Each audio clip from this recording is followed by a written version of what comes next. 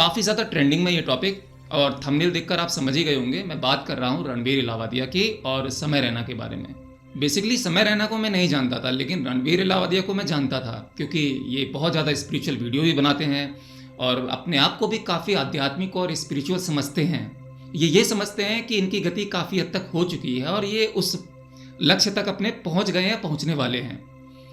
तो जो व्यक्ति थोड़ा धार्मिक हो जाता है या स्पिरिचुअल हो जाता है, जो सच में हो जाता है, तो वो इस तरह की बातें तो नहीं करता। आप देख रहे हो रणवीर इलाहाबादिया ने वहाँ जाकर समय रैना का जो शो है, इंडिया गोट लेटेंट करके है कुछ, वहाँ पर जाकर किस तरह की भद्दी और घटिया बात कही है।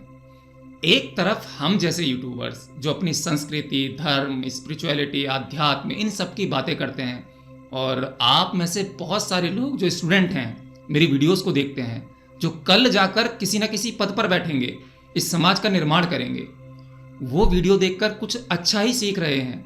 लेकिन दूसरी तरफ आपने समाज में इतनी ज़्यादा गंदगी फैला रखी है, और कमाल की बात देखो, वो गंदगी वाली वीडियोस कितनी चल भी रही हैं, यानी लोग उन्हें पसंद कर रहे हैं।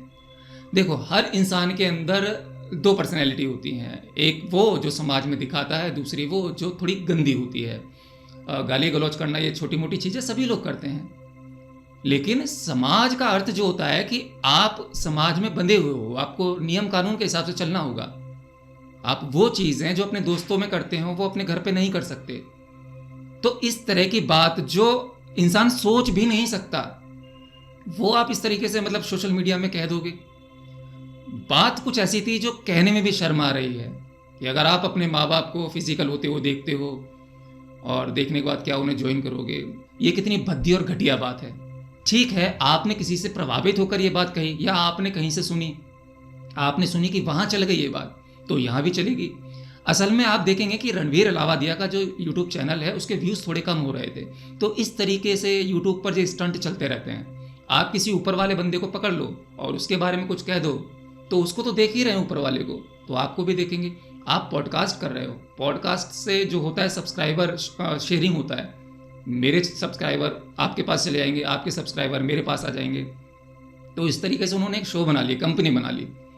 रणवीर इलाहाबादिया जब बात करते हैं स्पिरिचुअलिटी की, तो वो मैंने देखा कि वो एक कोर्स भी लॉन्च कर चुके हैं जिसमें वो मेडिटेशन सिखा रहे हैं। तो यूट्यूब पर पहले तो पॉपुलर हो जाओ, उसके बाद पॉपुलर हो जाओ, आपके पास बहुत सारी ऑडियंस आ जाती है, तो 100 में से 10-20 लोग आपकी बात मानते भी हैं, आपसे इन्फ्लुएंस होते हैं। ऐसा ही होता है, आप जिसको अपनी प्रेरणा मान लेते हैं, तो आप जो व्यक्ति ने बात कही है उसे मानते हैं, उसकी तरह बनने की कोशिश करते हैं। तो जो व्यक्ति इस तरह की घटिया बात कर सकता है, वो क्या मेडिटेशन सिखाएगा, कभी आपने सोचा है?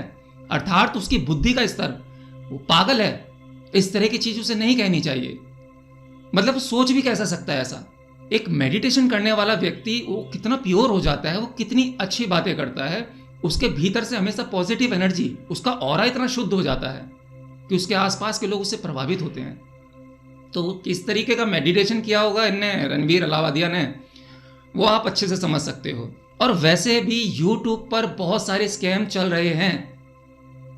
अरे यार, सिंपल है, आपको अध्यात्म बनना है, आपको अध्यात्म का बहुत सारा ज्ञान लेना है, और आप एक गुरु बनना चाहते हो, और जो सब बनना ही चाहते हैं, जहाँ 4 किताबें पढ़ ली और उसके बाद बस उनसे रुका नहीं जाता, वो किसी ना किसी तरीके से ज्ञान पेलना है। इसे ऐसे समझो, एक सामान्य व्यक्ति जिसे धर्म के बारे में कुछ नहीं पता, अध्यात्म के बारे में कुछ नहीं पता, और नया नया है अभी, उसे ओशो की 10 वीडियो सुना दो, वो ओशो की 10 वीडियो सुनकर अपने आप को एनलाइटेंड समझने लगेगा। उसे लगेगा कि उसे सब कुछ पता लग गया, जो ये व्यक्ति ने बोला है, ओशो जी ने जो बोला है, यही सत्य है।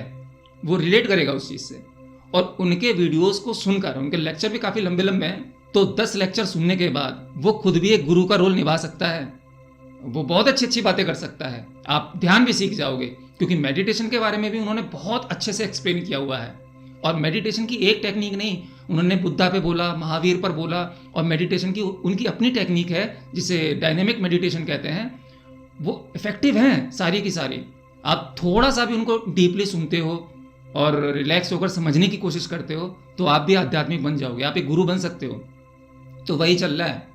रणवीर इलाहाबादिया जैसे लोग जो हैं, वो 4 किताबें पढ़कर, 4 लोगों को सुनकर, और दुनिया भर का तो पैसा आ ही रहा है ना, तो उस पैसे को मल्टीप्लाई करने के लिए वो इस तरह की हरकतें करते हैं और ज्ञान पेलते हैं। अब वो ज्ञान देते देते पैसों के चक्कर में इतने अंधे हो जाते हैं, वो कभी रुकते नहीं हैं, वो किसी भी हद तक जा सकते हैं। और क्या करें, हम लोग भी तो हैं जो ऐसे लोगों का साथ देते हैं। वो हैं इसलिए क्योंकि हम हैं, मतलब ऑडियंस उन्हें पसंद करती है। तो भाई ऐसे लोगों का बायकॉट करना चाहिए। हमें ये समझना चाहिए कि मैं जो ये वीडियो बना रहा हूँ अपनी संस्कृति को लेकर, अपने अध्यात्म को लेकर और हिंदुत्व को लेकर, कि हिंदुत्व क्या, मैं तो खैर हिंदू क्या, मैं सबके बारे में बोलता हूँ, मैं पर्टिकुलर किसी एक चीज़ के बारे में नहीं बोलता।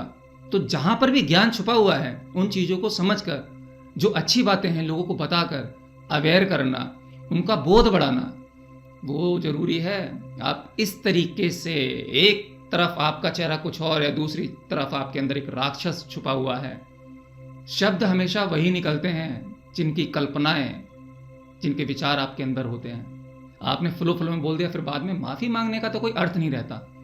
माफ़ी मांगना ये सब मुझे समझ में नहीं आता। ठीक है, आज सच में उस चीज़ का आपको पछतावा है तो आपको वीडियो ऑन एयर नहीं होनी देनी चाहिए थी, वो कट करना चाहिए था। लेकिन आप में इतनी भी समझ नहीं है। काहे का मेडिटेशन करते हो भैया? मतलब किस प्रकार का मेडिटेशन आपने किया है जो आप में इतना भी बोध नहीं आ पाया? आपको ये पता होना चाहिए कि आप जिस तरीके की वीडियोस बनाते हो उसी तरीके की ऑडियंस आपसे जुड़ी हुई है। और अचानक से आप एक ऐसे शो में चले जाते हो जहाँ पर टोटल वो ऑडियंस है जो वल्गैरिटी और फालतू की चीज़ें, मतलब क्या ही बताऊँ उसके बारे में। मैंने थोड़ी सी क्लिप देखी है, बेकार है, किसी काम की नहीं है। बहुत ज़्यादा ओपनली, इतना ज़्यादा गाली गलौज, और पता नहीं सोशल मीडिया पे अलाउ कैसे कर देता है यूट्यूब। हमारे थंबनेल में अगर थोड़ा सा 19-20 हो जाता है जो सत्य बताने की कोशिश करते हैं तो हमारी वीडियो को डाउन कर दिया जाता है। पर उनकी चल रही है क्योंकि भाई कंपनी को भी उनसे फ़ायदा है, व्यूज़ बहुत सारे आ रहे हैं, लोग पसंद कर रहे हैं। तो ये चीज़ें हमें समझनी है, हमें उन्हें नहीं समझाना है। मुझे रणबीर अलाहाबादिया को नहीं समझाना है या समय रैना को नहीं समझाना है। उनका तो डाउनफॉल शुरू हो गया, क्योंकि एक व्यक्ति, एक समय होता है उसका जब यहाँ तक आता है और वो यहाँ तक हमेशा नहीं रहता। परिवर्तन, मैं बोलता हूँ ना कि परिवर्तन हमेशा होता रहता है निरंतर। यहाँ आए हो तो गिरोगे। तो वो डाउनफॉल उसका शुरू हो गया दोनों का। बाकी बस यही था, इसमें कुछ बहुत ज़्यादा डिटेल नॉलेज मैं क्या ही बताऊँ आपको।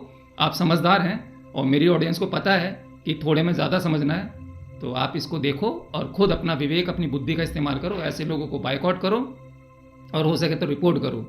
बाकी आज के लिए इतना ही, और हो सके तो ये वीडियो ज़्यादा से ज़्यादा लोगों को शेयर करना ताकि समाज हमारा अच्छा बन सके। सतयुग की बातें करने से सतयुग नहीं बन जाएगा, हमें उतरना पड़ेगा, वो फॉलो करना पड़ेगा वो आचरण। राम की बातें करने से राम नहीं बन जाएंगे, उनके आचरण को फॉलो करना पड़ेगा। तो बस यही चीज़ें थी। वीडियो को ज़्यादा से ज़्यादा शेयर करना। मिलता हूँ अगली वीडियो में, तब तक के लिए जय श्री कृष्ण।